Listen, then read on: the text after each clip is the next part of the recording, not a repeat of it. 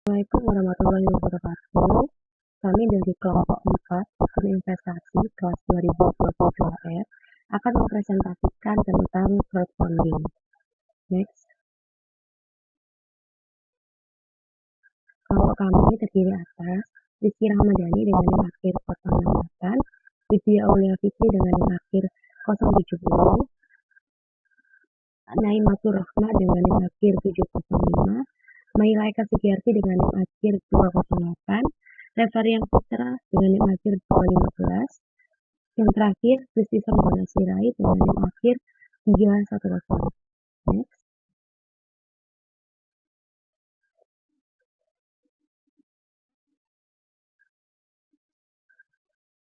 Pengertian crowdfunding menurut Peraturan OJK Nomor 37 Tahun 2018 pada Pasal 1 Angka 1, layanan urunan dana melalui penawaran saham yang berbasis teknologi informasi atau equity crowdfunding, dan selanjutnya disebut layanan urun dana adalah penyelenggaraan layanan penawaran saham yang dilakukan oleh penerbit untuk menjual saham secara langsung kepada pemodal melalui jaringan sistem elektronik yang bersifat terbuka.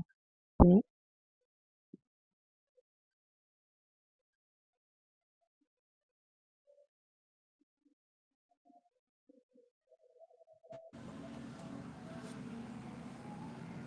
Sejarah. Konsep crowdfunding pertama kali dicetuskan di Amerika Serikat pada tahun 2003 dengan diluncurkannya sebuah situs bernama Artshare. Hal ini menginisiasi munculnya situs-situs crowdfunding lainnya seperti Kickstarter yang berkecimpung di pendanaan industri kreatif pada tahun 2009 dan GoFundMe yang mengelola pendanaan berbagai acara dan bisnis pada tahun 2010.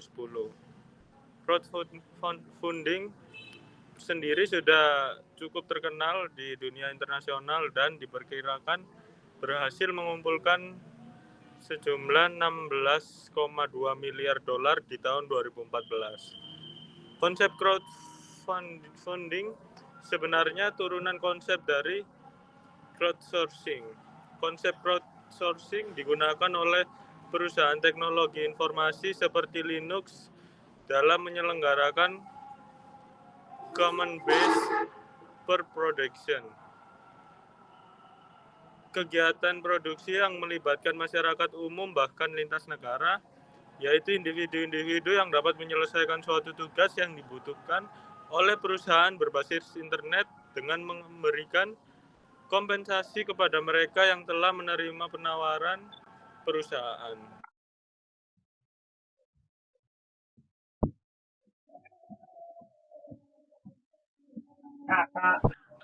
Next.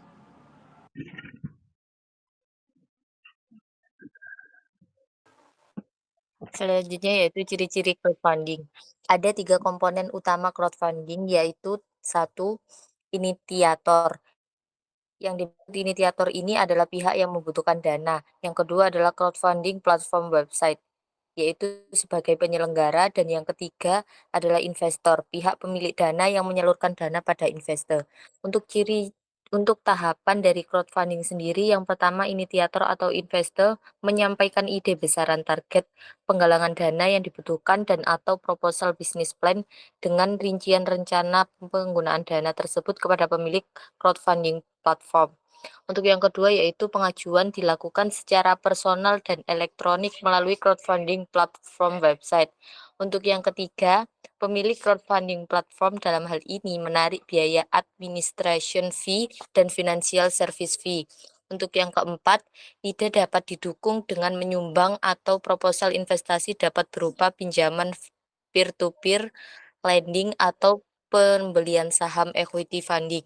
Untuk yang kelima, pemilik crowdfunding platform melakukan asesmen terhadap investor atau inisiator, baik personal performance assessment, personal financial assessment, corporate financial assessment. Untuk yang terakhir yaitu crowdfunding dikemas dalam sebuah platform web yang menjadi tempat bertemunya project owner dengan dengan pabrik yang akan memberikan dana. Next.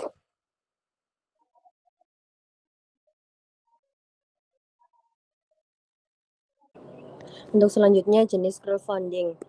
Community crowdfunding. Di negara-negara maju yang rata-rata penduduknya berpenghasilan tinggi, masyarakat memiliki kepedulian sosial yang lebih tinggi pula, sehingga crowdfunding dapat digunakan sebagai penggalangan dana berbasis donasi atau penggalangan dana berbasis imbalan. Jenis-jenis community crowdfunding baik donation-based crowdfunding maupun reward-based crowdfunding merupakan perbuatan hukum pemberian hibah uang dari pemberi dana atau pemberi hibah yang juga disebut donatur kepada penerima dana atau penerima hibah yang juga disebut penerima donasi. Next.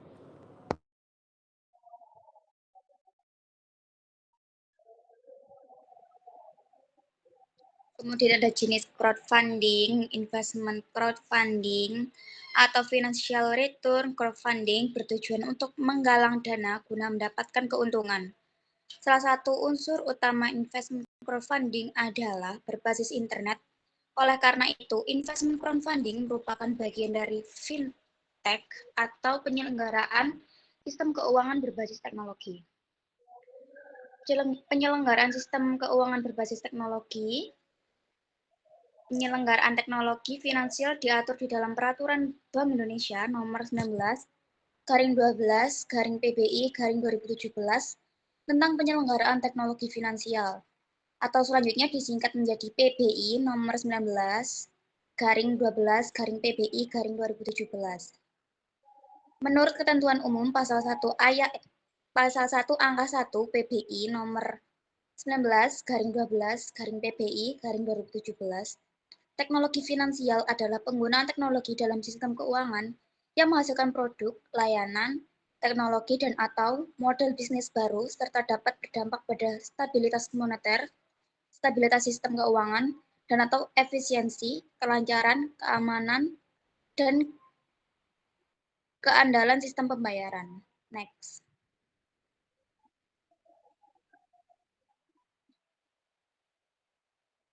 Kemudian ada perkembangan investment crowdfunding. Perkembangan investment crowdfunding ini terus mengalami pembaharuan, namun saat ini yang terdapat di masyarakat sebagaimana yang diatur di dalam OJK ada sistem funding sebagai berikut. A. Peer-to-peer lending atau dikenal dengan P2P lending merupakan layanan pinjaman-meminjam uang berbasis teknologi informasi diatur di dalam POJK nomor 77/POJK 01/2016. B. Equity crowdfunding, layanan urun dana melalui penawaran saham berbasis teknologi informasi menurut keterangan Asosiasi Fintech Pendanaan Bersama Indonesia atau FPI, yang merupakan organisasi mewadahi pelaku usaha fintech peer-to-peer atau P2P lending atau fintech pendanaan online di Indonesia, yang merupakan asosiasi resmi yang ditunjuk oleh OJK. Ada sekitar 99 penyelenggara fintech P2P lending yang sudah diatur dan berizin di OJK saat ini. P2P lending platform sebagai penyelenggara layanan jasa keuangan mempertemukan pemberi pinjaman dengan menerima pinjaman dalam rangka melakukan perjanjian pinjam-meminjam dalam mata uang rupiah secara langsung melalui sistem elektronik dengan jaringan internet. Next. Kesimpulan, dalam perkembangannya crowdfunding bertumbuh dan mencabang pada dua jenis crowdfunding yang dibedakan pada tujuannya, yaitu yang pertama ada community crowdfunding yang memiliki landas tujuan himpunan dana guna tujuan kemanusiaan, didominasi dengan konsep donasi atau hibah. Yang kedua ada investment crowdfunding yang memiliki landasan tujuan keuntungan investasi yang kemudian dikelompokkan pada yang bersifat untung seperti obligasi, yaitu peer-to-peer lending, dan yang bersifat ekuitas. Oke. Sekian dari kelompok kami, mohon maaf kalau ada salah kata. Sekian, terima kasih. Assalamualaikum. Anjay, motivasi.